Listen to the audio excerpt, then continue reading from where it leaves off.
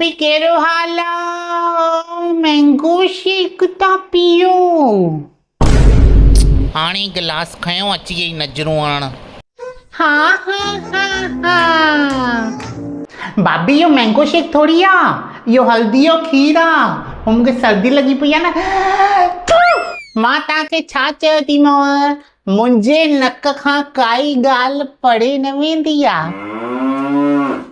ख़बर अथव मूंखे CID वारा वठी वञण वारा, चयूं कुतनि खां स्ट्रांग तुंहिंजो नक आहे। मां फटाफट सुराग ॻोल्हे लहंदी आहियां। पोइ वञो आहे न, वयव छो न? अरे हो तव्हांखे ख़बर आहे न मुंहिंजो घोटु पंहिंजे हिसाब जो आहे। तव्हांखे संभाले वेठो आहे, इहा ई वॾी ॻाल्हि आहे। छा चयव भाभी? हो मां चवां पई पीआरींदव न शेक हाणे? हा झूठो अथव मुंहिंजो। हले न चाहे पोइ भेनरूं आहियूं न, पाण में प्यार वधंदो आहे। छा कंदासीं प्यार वधाए करे? न खपनि बाबा, तव्हांजा शेक न खपनि असांखे। वठो भला वठो। न मुंहिंजी चांहि पई आहे भाभी, मां चांहि पीअंदमि। उहा बि घोट ठाही हुनव।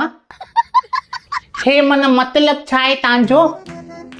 मां अचांव थी भाभी घर में तव्हांजे, तव्हां सां मिलण, ऐं तव्हां मुंहिंजी बेइज़ती था कयो।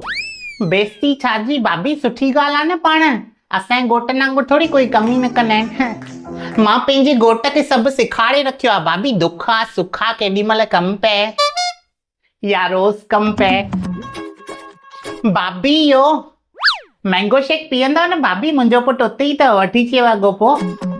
हिकु चॉकलेट बि चयोसि न, हो शायदि मुंहिंजो पुटु बि वेठो आहे न, हो बि पीअंदो। हा पुटु, हिकु मैंगो शेक वठी आ, हिकु चॉकलेट जो। हा पैसा भाभी जीपे कंदे। ॿियो वाधायूं अथव नए साल जूं। मनायव चेटीचंड? वियासीं न भाभी, असां मंदिर वियासीं, ॾीया ॿारिया, 1007 गोल मैदान ते। ॿियो तव्हां वरितव कुझु नए साल में? नई शइ वरितव काई? हा नओं लाइटर वरितो न मां। भाभी तव्हां सिगरेट पीअण बि चालू कयो अथव या? गैस जो लाइटर थी चवां भाभी, तव्हां छा था ॻाल्हायो?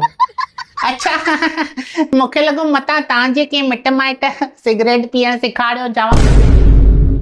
छा तव्हांजो ख़ानदान सॼो नशेरिन जो आहे न? हा पुटु, मैंगो ऐं चॉकलेट शेक कैंसिल कर भाभी, न पीअंदा। अड़े मां मस्ती थी कयां। वरितो थी? हा दोस्त अथई गॾु? हा त पीआरे छॾे। अरे भाभी मां मस्ती थी कयां। तव्हां हिन में मुंहिंजो शेक कैंसिल छो था कयो? ख़ानदान जे मथां मुंहिंजे कॾहिं न वञिजो। ॿियो भाभी, तव्हांजी साहेड़ी हो जंहिंजा ॾंद ॿाहिरि आहिनि? भाभी